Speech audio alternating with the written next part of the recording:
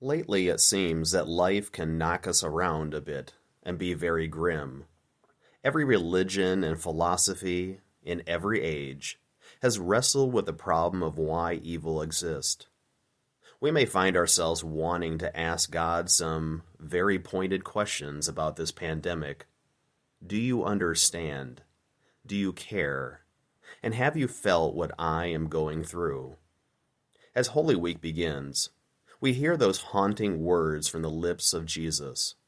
My God, why have you forsaken me? Why did he say this? Because in his human body that is how it felt. He felt the lack of response to his coming as man, the betrayal of the kiss from Judas, the slap across the face while on trial, Peter's public denial, every lash from the whip while chained to a pillar, each nail driven in by heavy hammer blows, every struggle for breath while hanging from the cross, and the tear-filled eyes of his mother kneeling below. If this were the end of the story, then there would be no answer to our questions and pleas for help. What Jesus said from the cross was his act of trust in God as a Father, as he quoted the opening line of Psalm 22. My God, why have you abandoned me? Why so far from my call for help, from my cries of anguish? My God, I call by day, but you do not answer, by night, but I have no relief. Remember, when Jesus rode into Jerusalem, people waved palm branches as a symbol of victory, triumph, and eternal life.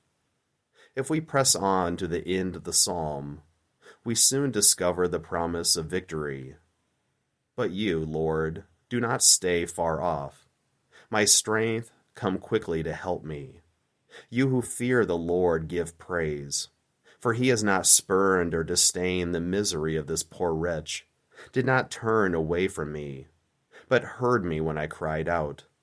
The generation that come will be told of the Lord, the deliverance that you have brought.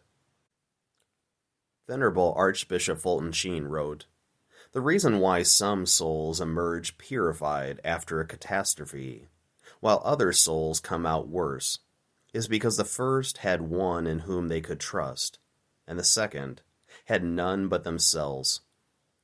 This means that if we want to rise after this pandemic is over, stronger and holier, then we need to stop thinking of God as an absentee manager, or one who gets us out of a jam. God is not an insurance agent to protect us from loss, nor a boss that we approach in fear.